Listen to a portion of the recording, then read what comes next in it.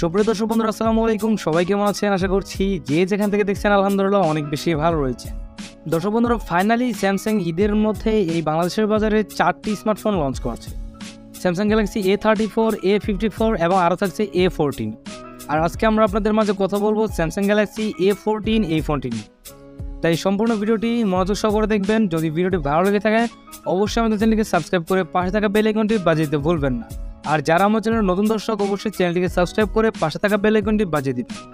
আপনারা দেখছেন take tube, আর আমি রয়েছি টেক টিউব পদ্ধতি সাব্বির আপনাদের সাথে সম্পূর্ণ ভিডিও জুড়ে। তো চলুন কথা না বাড়িয়ে শুরু করা যাক আজকের মূল ভিডিওটি। প্রথমে যদি এই ফোনটির ডিজাইন এবং বিল্ড কোয়ালিটি নিয়ে কথা বলি, তাহলে এই ফোনটির ব্যাক সাইড এবং ফ্রেমে থাকছে প্লাস্টিক। আর ফোনটিকে দেখলে কিন্তু যথেষ্ট পরিমাণে মোটা মনে হবে। ফোনটির থিকনেস করা হয়েছে 9.8 মিলিমিটার এবং ওজন করা হয়েছে 202 গ্রাম, অর্থাৎ বোঝাই যাচ্ছে ফোনটি কিন্তু হেভি ওয়েট। তাই আপনার ফোনটি কিন্তু এক হাতে লং টাইম ফোনটিকে কমফোর্টেবলভাবে ইউজ করতে পারবেন। অবশ্যই ফোনটিকে ইউজ করতে গেলে আপনাদের 2 হাত ইউজ করতে হবে। আর ফোনটির ব্যাক সাইডে ব্যবহার করা হয়েছে 3টি ক্যামেরা, যা দেখতে কিন্তু অনেকটাই স্যামসাংয়ের S সিরিজের মতো মনে হচ্ছে, যা কিন্তু মোটামুটি একটি প্রিমিয়াম লুক দেওয়ার চেষ্টা করছে এই ফোনটিকে, যা এই ফোনটির একটি প্লাস পয়েন্ট বলেই মনে করা হচ্ছে। সবথেকে ভালো ব্যাপার হচ্ছে ফোনটিতে কিন্তু আপনার সকল ধরনের পোর্টস অ্যান্ড বাটন পেয়ে যাচ্ছে, যেমন 3.5 millimetre headphone Jack, type sea salt ইত্যাদি এই ফোনটিতে অ্যাভেলেবেল আপনারা পেয়ে যাবেন। আর সারপ্রাইজে এই ফোনটির সামনের দিকে আপনারা পেয়ে যাবেন এটি ফুল ভিউ ডিসপ্লে, যার উপর অংশে ইউশেপ অথবা ওয়াটার উপর মাধ্যমে বসানো হয়েছে সেলফি ক্যামেরাটি। আর পাশাপাশি এই ফোনটির সিকিউরিটি সিস্টেম হিসেবে ব্যবহার করা হয়েছে সাইড মাউন্টেন ফিঙ্গারপ্রিন্ট সেন্সর, যা যথেষ্ট ফাস্ট এবং অ্যাকুরেট বলেই জানতে পেরেছি। আর এই ফোনটি কিন্তু আপনারা বাংলাদেশের বাজারে 3টি কালার ভেরিয়েন্টে পেয়ে যাবেন। প্রথম কালারটা থাকছে ব্ল্যাক, এবং পরটা হচ্ছে লাইট গ্রিন, এবং পরটা হচ্ছে ডার্ক ব্লু। সো ওভারঅল এই ফোনটির ডিজাইন এবং বিল্ড কোয়ালিটি আপনাদের কাছে কেমন লেগেছে অবশ্যই আপনার মূল্যবান মন্তব্যটি কমেন্ট করে জানাবেন। আর যারা এখনও চ্যানেলটি সাবস্ক্রাইব করেনি দয়া করে চ্যানেলটিকে সাবস্ক্রাইব করে পাশে থাকা বেল আইকনটি বাজিয়ে দিবেন। ডিসপ্লে নিয়ে কথা বলতে গেলে এখানে আপনারা পেয়ে যাবেন 6.6 ইঞ্চের একটি PLS LCD প্যানেল। আর এই ডিসপ্লেটা হচ্ছে একটি ফুল HD প্লাসের ডিসপ্লে, যার রেজলিউশন হিসেবে থাকছে 1080x2408 পিক্সেল এবং আরও থাকছে 400 ppi ডেনসিটি। তবে সেটলি বলতে হচ্ছে এই ফোনটিতে আপনারা পাবেন 60 হার্জের রিফ্রেশ রেট, যাতে আপনাদের টাচ রেসপন্সের ক্ষেত্রে কিছুটা লেগি স্বপ্নে দেখতে পারেন। তবে এখানে আমার মনে হয় 90 হার্জের রিফ্রেশ রেট দিলে কিছুটা ভালো হতো।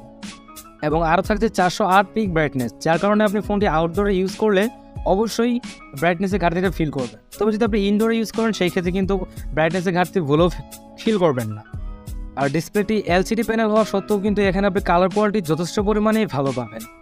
ডিসপ্লেতে যে কোনো প্রকার কন্টেন্ট প্লে করলে শার্পনেসের ঘাটতি সেরকমভাবে ফিল করবেন না। দেন যদি এই ফোনটির সফটওয়্যার এবং পারফরমেন্স নিয়ে কথা বলি, তাহলে এখানে আপনারা পেয়ে যাবেন Android 30, যার ব্যাকএন্ডে থাকছে One UI Core 5। আর এই ফোনটি গ্লোবালের বিভিন্ন দেশে Exynos 850 ওই চিপসেটটি দিয়ে লঞ্চ হয়েছে, যা একটি 4G চিপসেট। তবে শোনা যাচ্ছে এশিয়ার বিভিন্ন দেশে এই ফোনটি মিডিয়াটেক হিলিও G88 প্রসেসরটি দিয়ে লঞ্চ করবে। আর এই চিপসেটটি হচ্ছে একটি 4G চিপসেট, যা মূলত 12 nanometer আর্কিটেকচার তৈরি করা একটি অক্টাকোর প্রসেসর, এবং জিপি হিসেবে থাকছে Mali G52 MC2। ফোনটি সম্ভবত দেশের বাজারে 2টি ভেরিয়েন্টে লঞ্চ হতে পারে, 4GB RAM 128GB ROM এবং 6GB RAM 128GB ROM। আর হিলিও G88 থাকার কারণে কিন্তু আপনি যে কোনো প্রকার হাই গ্রাফিক্সের গেমগুলো মিডিয়াম টু হাই সেটিংসে ইজিলি খেলতে পারবেন। তবে হাই সেটিংসে খেলতে গেলে আপনাদের গেম খেলার সময় অবশ্যই ল্যাগ বা ফ্রেম ড্রপ 100% ফিল করবে। এছাড়া মাল্টিটাস্কিং বা অন্যান্য কাজগুলো এই ফোনটিতে খুব ভালোভাবেই করতে পারবে। এবার যদি এই ফোনটির ক্যামেরা সেকশন নিয়ে কথা বলি, তাহলে রেয়ার পেয়ে যাবেন ট্রিপল ক্যামেরা সেটআপ, যার মেন ক্যামেরা হচ্ছে 50 মেগাপিক্সেলের মেন ক্যামেরা, এবং বাকি দুটো হচ্ছে 2 মেগাপিক্সেল ডেপথ এবং মাইক্রো সেন্সর। এবং সেলফি ক্যামেরা হিসেবে পেয়ে যাবেন 13 মেগাপিক্সেলের একটি সেলফি ক্যামেরা। আর দুঃখজনক বিষয় হচ্ছে এখানে আপনারা আল্ট্রা ওয়াইড সেন্সরটি পাচ্ছেন না। তবে আমার মনে হয় স্যামসাংয়ের A সিরিজের ফোনগুলোতে আল্ট্রা ওয়াইড সেন্সর থাকাটা খুবই প্রয়োজন। ফোনটির ব্যাক ক্যামেরা ফিচার হিসেবে থাকছে LED ফ্ল্যাশ HDR প্যানোরামা। আর ব্যাক ক্যামেরাতে কিন্তু আপনি 4K রেজলিউশন পর্যন্ত ভিডিও রেকর্ডিং করতে পারবেন, অর্থাৎ এখানে 4K অপশনটি থাকছে না। আর ফোনটির যে 30 মেগাপিক্সেলের সেলফি ক্যামেরাটি ব্যবহার করা হয়েছে সেটিতে কিন্তু আপনি ভালো পরিমাণে একটি সেলফি প্রোভাইড করতে পারবেন। আর ওভারঅল আপনি এই ফোনটিতে কিন্তু 1080pতে কিন্তু ভিডিও রেকর্ডিংও করতে পারছেন। যতটুকু আমরা জানতে পেরেছি এই ফোনটির ফটো কোয়ালিটি নাকি মোটামুটি ভালো হবে, অর্থাৎ এই ফোনটির ব্যাক ক্যামেরার যে ফটো কোয়ালিটি সেটি মোটামুটি অনেকটা ভালো হবে।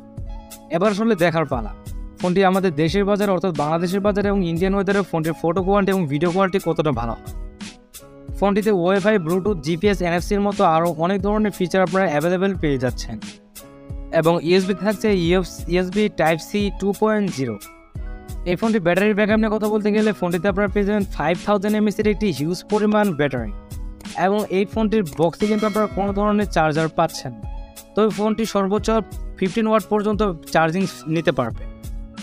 আর ফোনটির চিপসেট যেহেতু একটি পাওয়ার এফিশিয়েন্ট, সেহেতু কিন্তু আপনারা এই ফোনটির ব্যাটারি ব্যাকআপ মোটামুটি 1 থেকে 1.5 দিনের মতো ইজিলি পেয়ে যাবেন। আর আপনি যদি নর্মাল ইউজার হন, অর্থাৎ ব্রাউজিং, ইউটিউব ইত্যাদি দেখেন, সেই ক্ষেত্রে কিন্তু আপনি এই ফোনটি থেকে মোটামুটি 2 দিনের মতো ব্যাটারি ব্যাকআপ পেয়ে যাবেন। এবারে কথা হচ্ছে ফোনটি বাংলাদেশের বাজারে কেমন প্রাইসে লঞ্চ হবে। দর্শক বন্ধুরা, আপনারা হয়তো অনেকেই জানেন যে দেশের বাজারে কিন্তু স্যামসাংয়ের প্রাইসটা একটু বেশি থাকে। ওই অনুযায়ী আমরা আইডিয়া করে বলতে পারি ফোনটির 4G ভ্যারিয়েন্টটা 20 থেকে 22 হাজার টাকার মধ্যে লঞ্চ হতে পারে। তবে 20 থেকে 22 হাজার টাকায় ফোনটি আমাদেরকে কী সাজেস্ট করছে? ফোনটি আমাদেরকে একটি ভালো মানের একটি চিপসের পাশাপাশি একটি ডিসপ্লে দিচ্ছে, যেটা মোটামুটি এই প্রাইস সেগমেন্ট অনুসারে ভালো বলা যায়।